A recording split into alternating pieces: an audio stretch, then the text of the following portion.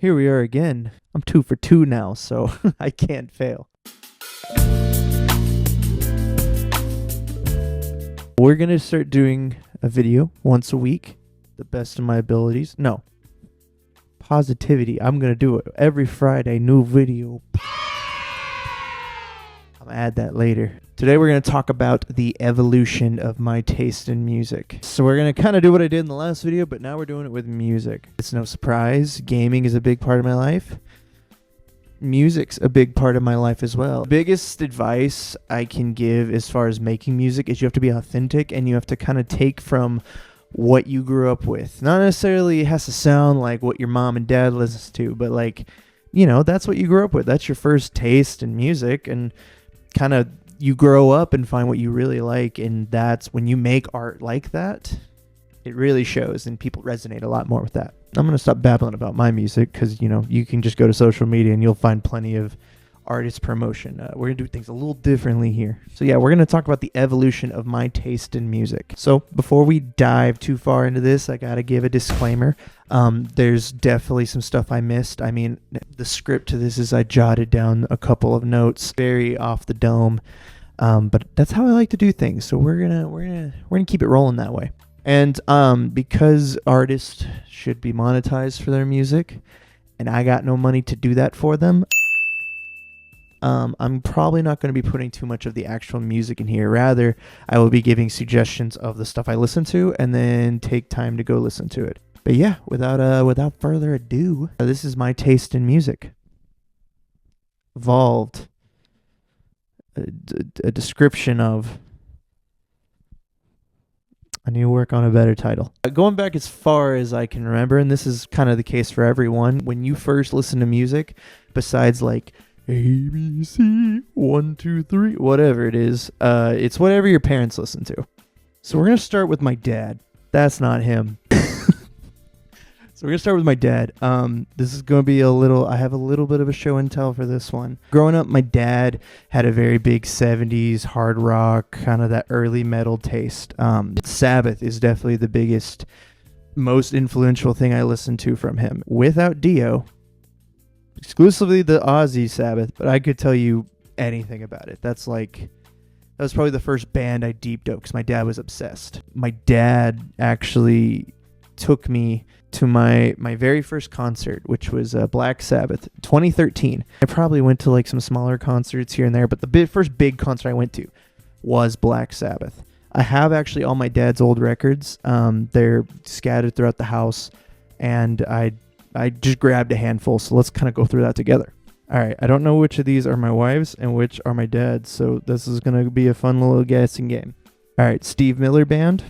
Honestly, could go 50-50. Aerosmith, that's definitely my dad. You know, AC/DC, gotta throw that in there. So that's in there. There's so many more. Yeah, so kind of like that 70s hard rock. That's what I grew up with. A decent amount of hair metal as well. And on my mom's side, she listened to 80s country and 2000s Christian music. Now I want to say 2000s and 2010s Christian music.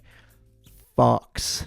I don't know if I can say that. No disrespect. Dude, some of those songs, like the songs you heard on the radio at that time, they just hit a little differently. I'm not going to get into religion on this, but like, I don't know. I feel like the music nowadays is lacking that same flavor from the 2000s. But 2000s Christian music, bring that back. She listened to a lot of country, 90s country. 90s country goes hard. It's gimmicky, it's cheesy, it's stupid, and I love every second of it. My mom was obsessed with George Strait. George Strait everywhere. I'm from Amarillo, Texas. And you know he's got that one song about Amarillo, which I have fucking beef with that song, okay? You listen to me, George Strait. My entire hometown, Amarillo, loves that song so much. That is their national anthem. What is national for a city? Cityal anthem, okay? And you know what's stupid about it? You know what's stupid about the song Amarillo by Morning? It's not even about the town. It's about the radio outside of town. I can't. That song, it's a good song, but it's not even about the town. And my hometown just we put that on everything. I remember going to like the science center, called the Discovery Center, and they would play like the fucking Sky movie theater or whatever. They would play clips of our hometown and play Amarillo by Morning, and I was like, it's not even about the town. It's about the rodeo outside of town. Anyway, I got into 90s country a lot through my mom playing it on the radio when we were growing up. At the beginning of middle school, I think it was like 5th, 6th grade, I got to middle school and I was like, I'm a country boy. I'm going to listen to country music. But it lasted like a month or two. I thought I wanted to do it. It's just not me. I love country music. Just not my thing. And then my mom also listened to like 80s. And when I say 80s, I specifically just mean Michael Jackson. She loved Michael Jackson. I think she liked more of like just the popular tones, and that 80s kind of gimmicky tone sounds awesome. There's one more growing up. It's my older sister. And she was like, I really think spearheaded to where my music taste ended up actually going. She introduced me to like punk and hip hop and all that stuff. And that's kind of the route I ended up going with. My older sister, she gave me all the punk stuff, like the rebellious side of my music. It was those three that really like gave me my tools, and I ran with them. That's kind of my early childhood. Middle school is where I kind of started to branch out more to my own tastes. I had my dad's iPod. It had his music. Then I could add a couple of my own songs. It was kind of right after my older sister showed me rap for the first time. And I started listening to Eminem religiously. My mom did not like that I listened to Eminem, so I couldn't tell her about it.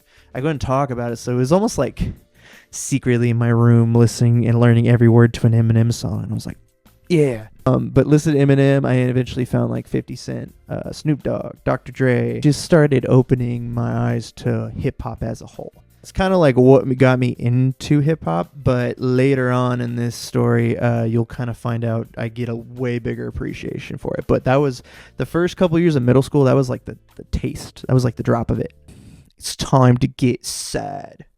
Tonight will be the night that I will fall for you. Okay, let's talk about my emo phase. It's no secret. I feel like it's a running joke when people have their emo phase. Everyone's emo phase is a little bit different. Segueing into the emo side of things, I listened to a lot of Linkin Park. In fact, my second concert ever was Linkin Park, AFI, and 30 Seconds to Mars. I loved Linkin Park because it was rap, but I wanted to bang my head to it during the choruses. Through Linkin Park, I found Fort Minor. If you don't know what Fort Minor is, it's Mike Shinoda from Linkin Park started like a hip hop group, and they dropped 2 albums, but it's really the Rising Tide, that one album. I got obsessed with that album. But yeah, Hybrid Theory, Meteora, anything Linkin Park at that time was fair game. And then Linkin Park specifically, if you know, you know, that's what really started the emo phase. And from there, it kept going and kept going. I remember the first year of high school. I think I shared a class with him. Couldn't remember who the guy was. But he was like, You ever listened to Bring Me the Horizon? No, I don't know what that is. Sleepwalking by Bring Me the Horizon was like the first like heavier side of things, and kind of exploring around with that. Not too long after that time, I explored with the real heavy stuff. This is about shooting blood from your cock. I remember I listened to death metal and like really aggressive metal for like maybe a year. I can't remember. It wasn't long. I kind of found that the heavier stuff, like I liked it and I could rock with it, but it wasn't necessarily like something I could just listen to on a casual basis. And then about like middle of high school, unlocked probably my favorite band of all time. I discovered a guy named Patty Walters. Hey guys! So if you don't know who Patty Walters is, he is the lead singer for a band called As It Is. As It Is a pop punk band out of the UK, and probably my favorite band of all time. I've got an As It Is tattoo on my calf. As It Is merch over here.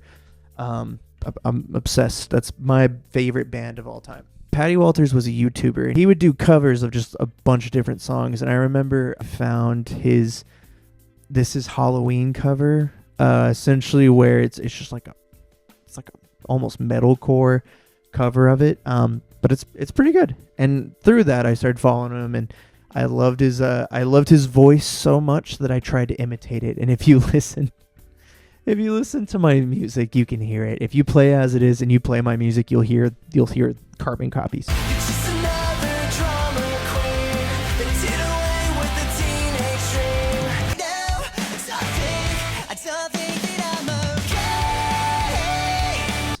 I really like them because it's that like, it's the happy kind of side of that pop punk you like, but emotionally it's a lot like an emo song. It really carried with me. The hooks were so catchy, and I could remember every single word so easily. And like the lyrics, like I was obviously going through stuff throughout life, and I could relate a lot to it. My favorite album of theirs is Okay. It's their second album. There's a song on there called Hey Rachel, and it's him apologizing to his sister. Anytime I feel like I fucked up to my sisters, I send him that song. If there's a band on this list that you go and listen to, As It Is should be the first one, because they are amazing. Through that, I got into the obvious emo stuff. My Chemical Romance, Taking Back Sunday, All Time Low was another band I got into. I remember Get Scared released an album called Demons, and I really liked that one. Later on, I really got into Ice Nine Kills as well. Ice Nine Kills had a record called Every Trick in the Book, I think is what it's called. They wrote a bunch of songs, but from the perspective of all these different books. Communion of the Cursed, which really was a tight song, is about the exorcist. And the two singers are singing from the perspective of the demon and the exorcist. So it was a really cool song. And I go off to college, and I still that's about what I like for the first year of college. I got into bands like Set It Off. They're really cool because they kind of brought back some more of that hip hop feel that I liked. Some songs that like he has a little bit more of a flow to it when he sings, and I was like, okay, I can rock with this, and I liked it. I really deep dove into that. Yeah, my emo train kind of goes for a while, and it's still there. Like once you have that taste for music, it doesn't go away. I moved to New York right out of high school, and I was kind of missing home at the time, and so I listened to Bowling for Soup, which if you don't know Bowling for Soup is a pop punk band from Denton, Texas. If you don't know where that is, it'll come back up in the story, I promise you. But I listened to them, and I was like, oh, they're a Texas band, and I started getting that, and then all of a sudden had another country phase.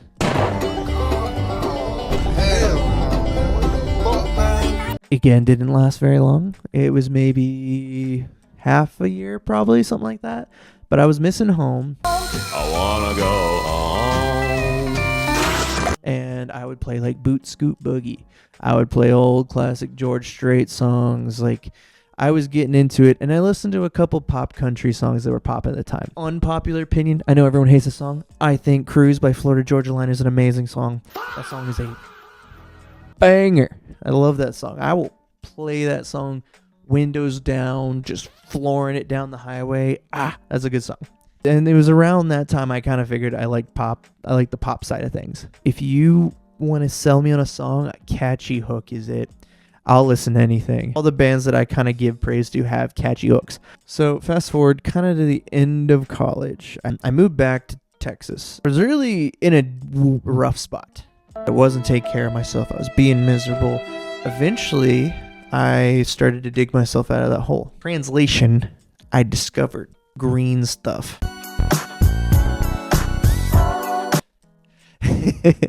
I did that, and I got into more psychedelic stuff. Call this point in my life the hammock adventures. There was a house that I lived in College Station where the town itself was but my backyard for some reason was like, you took a chunk of Colorado and dropped it in someone's backyard. Like, it had these big green evergreen trees, and it was just, the fence is really high. You had your own world back there. And so what I did is I got a hammock with a bug net. Checkmate, bitch. Hammocks are great, a very chill, mellow place. But if you lay out there too long, you're going to get eaten alive by mosquitoes. You get a hammock with a bug tent, you can stay in a hammock for a long time. And when I tell you, I would sleep in that hammock overnight. It was amazing. And the music I listened to really that was my first, like, you know what? I'm just going to listen to new stuff. I really wanted just like some campfire music. So I looked up folk. Traditional folk I appreciate now. At the time, wasn't really my thing. Kind of found Midwest emo. If you don't know what Midwest emo is, take the most emo band you can think of. Think the black straight hair, the eyeliner, the I will be tonight, and you get rid of all that.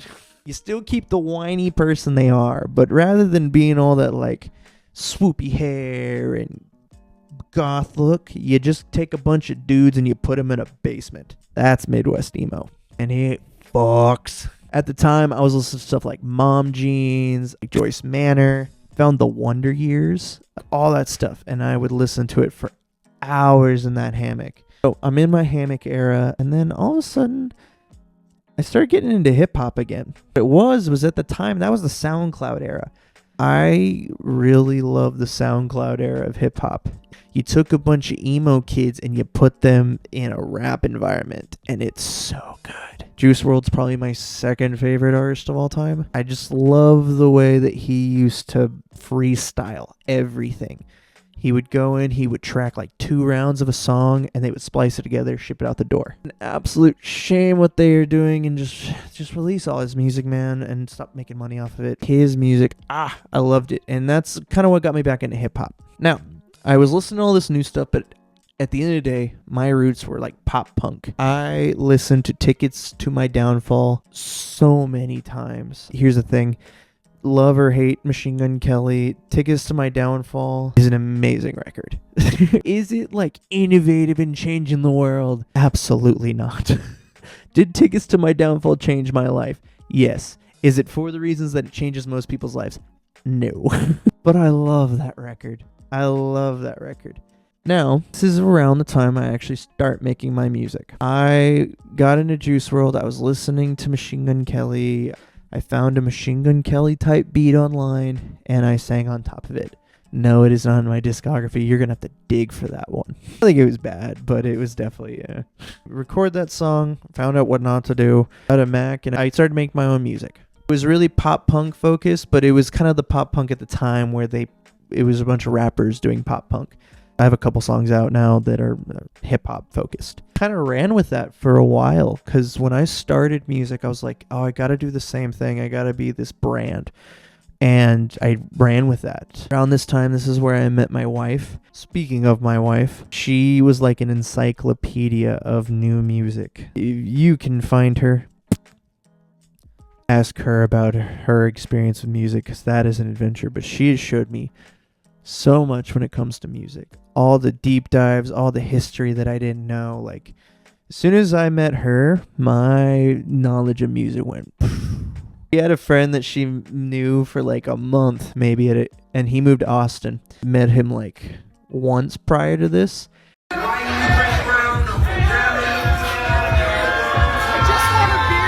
He made kind of similar music to what I was making, and I was like, let's move to Dallas. She asked him, and he was like, yeah, I'm not doing anything. And just was ready to move to Dallas on a whim. That's another story for another time.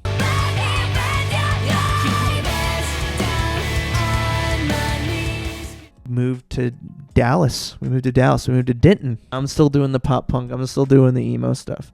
I get attached to this artist development company, and I run with being a pop punk artist. Really focus on pop punk. I do it. I kind of lean too far into it. I started to get burnt out on it. I don't know. I liked listening to it, but it was all I did. So I didn't really explore anything outside of that. Around this time, I met Ernie, Mr. Crazy Bars I've Heard. Crazy bars I've heard. No Crazy Bars I've Heard. Now you do. It's through that I got more into my hip hop side. And I really got into it. Because like all he would post is just bars. And I would hear it from all different sides of it. Now I'm listening to the deep stuff. Like the stuff that most people don't know. And it's so good. While we're living in Dallas, I also meet a good friend in Dexter and the Moonrocks. They make like Western space grunge. They're awesome, and their music is fucking awesome. Go listen to them. Also, at the same time and currently, I am a music teacher at a rock school. And as it's my job, I start listening to everything. For example, at work, the most recent like thing I've had to deep dive for work is classic punk, like 70s and 80s punk. Bro, it goes so hard. It's so rebellious. And obviously everyone knows Anarchy in the UK, they know Blitzkrieg Bop, but like deep dive it. There's a song, it's called Mickey Mouse is Dead. It's like this old British punk song and it goes so fucking hard. Mickey Mouse is dead, got kicked in the head, cause people got too serious, they planned out what they said. I'm currently in a Midwest emo project called Bong Long Jovi. So for that, I've been deep diving a lot more modern Midwest emo, a lot of Hot Mulligan. Through that job, through crazy bars I've heard, and through my own music, I'm listening to damn near everything. This is kind of where we get into the final part of this video, which is like what I listen to now.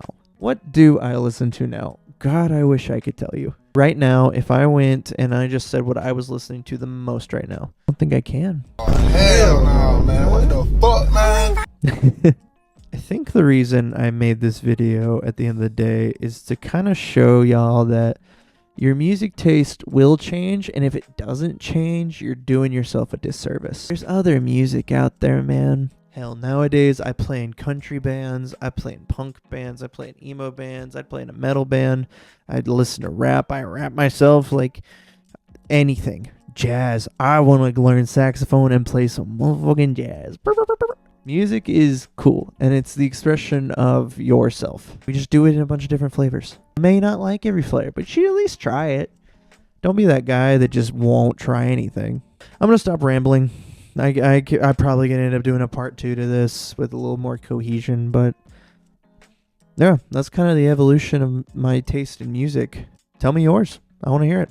So yeah, we're doing this every Friday. It's just whatever I'm gonna talk about that day, and hopefully I can make something out of it. If I do not post on a Friday, feel free to bully me. I love negative reinforcement. Yeah. If you want to stick around and hear me ramble on about more things, make sure to that like button, smash it, and then that subscribe button. You also smash that thing. Go listen to stuff.